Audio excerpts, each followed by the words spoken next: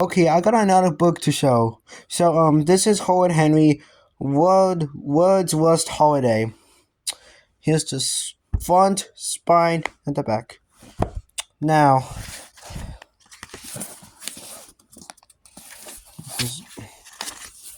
okay, so it has 6 stories.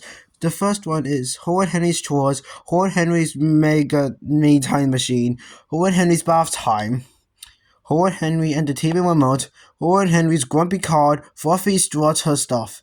So, the first story we're going to read is Horrid Henry's Chores.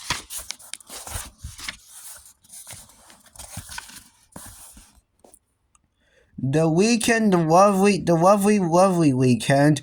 Horrid sweeping at breakfast in his pajamas, morning TV, afternoon TV, evening TV, no school, and no Miss Battle Axe for two whole days. In fact, there was only one bad thing about the weekend. Henry didn't even want to think about it. Maybe Mom would forget. He thought, hopefully, maybe today would be the day that didn't burst in the ruin and ruining everything.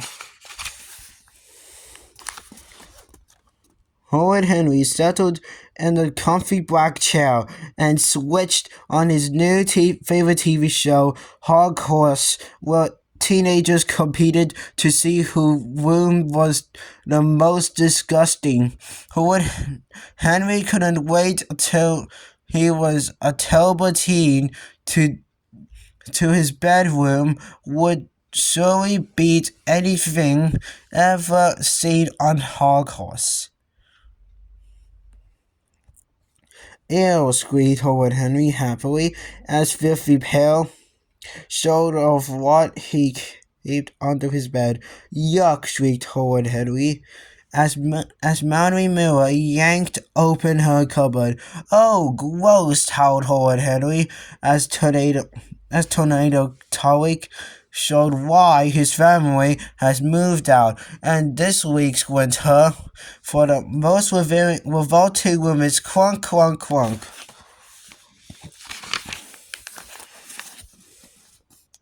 Mom clanked and she dragged her favorite instruments of torture, a hoover and duster. Peter followed. Henry, turn off that horrid program this minute, said Mom. It's time to do your chores. No, screamed Horrid Henry.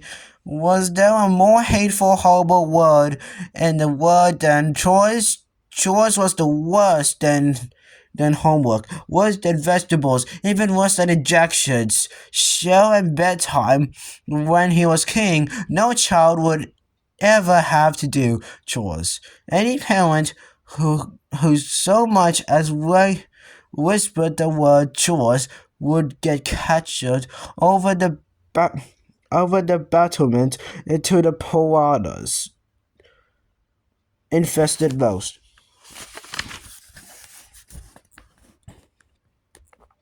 You can start by picking up your dirty socks and from the floor, said Mom. Pick up a sock. Pick a sock. What? Was there no end to Mom's meanness? Who cared if he had a few old socks scattered around the place? I can't believe you are making me do this, screamed Henry. He glared at Mom. Then he glared at his crumpet socks.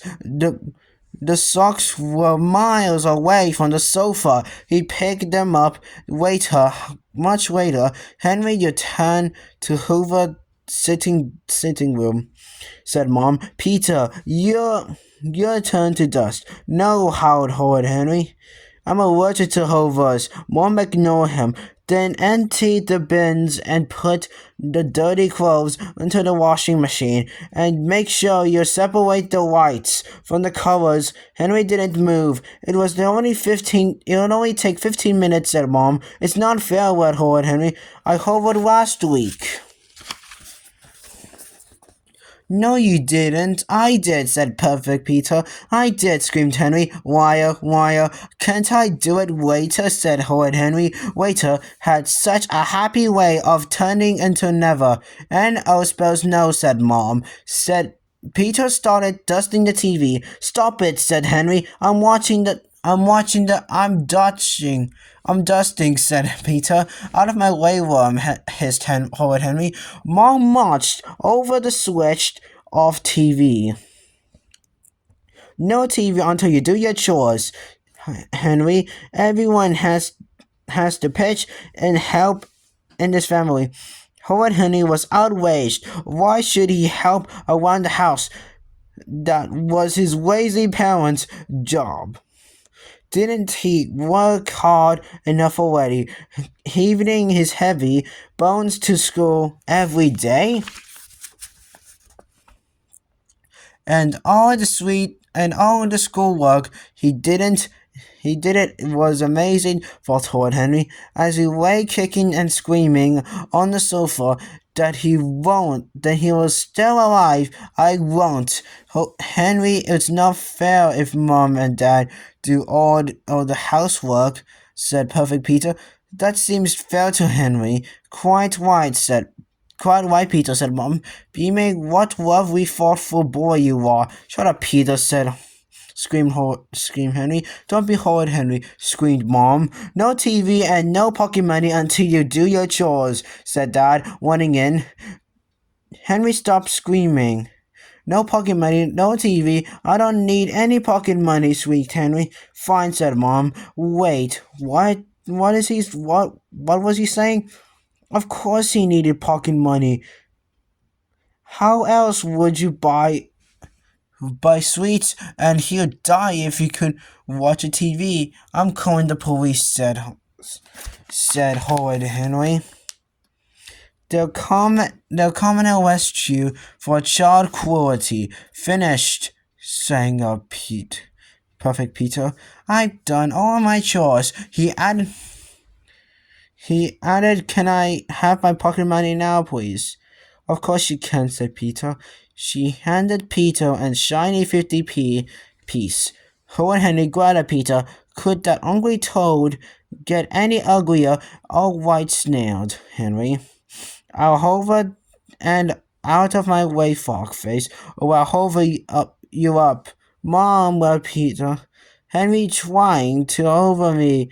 Just do your chores, Henry, said Mom. She felt tired. You could have done all of your chores in the time you'd spend arguing, said Dad. He felt tired too. Henry slammed the sitting room door behind his mean, horrible parents.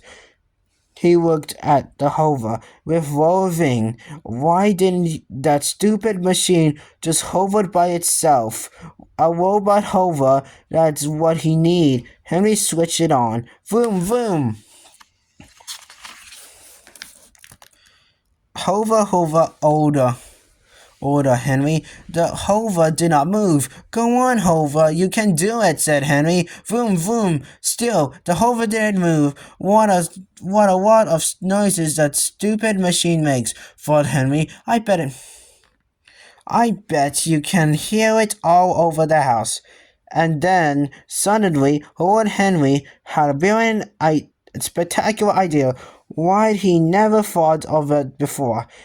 He'd asked to hover every week.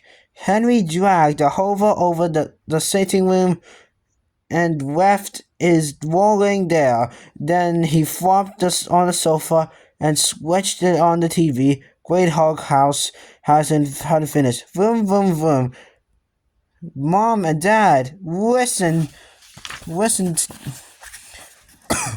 to the hover baffling from the sitting room. Goodness, Henry was working hard. They were amazed.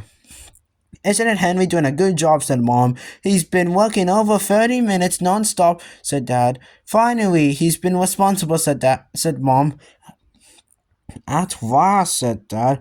Go, Tarek, cheered Henry as Tornado Tarek blew into his parents' tiny bedroom. Ha ha ha, quoted Henry. What a shock those parents would get. Stay tuned for the filthy final between Tark and Myra. Coming up in 3 minutes, said President Dirty Dirk. Footsteps, yikes. Someone was coming. Oh no. Henry sprung from the sofa, turned off the TV, and grabbed the hover. Mom walked in. Ho and Henry began to pant. I've worked so hard, Mom gasped Henry. Please, can I stop now? Mom started the dust bills, covering the carpet. But Henry, said Mom, there's still dust everywhere. I can't help it, said Henry. I did my best. All right, Henry, said Mom, sighing. Yes, thought Horrid Henry. But remember, no TV until you empty the bins and separated the laundry. I know, muttered Henry, running up the stairs. If he finished his chores in the next 2 minutes, he'll be in time for the hardcore's final. Right, Mom said to empty the bins. She didn't say into the what, just that the bin had to be empty. It was the work of a few moments to tip all the waste papers basket on the floor.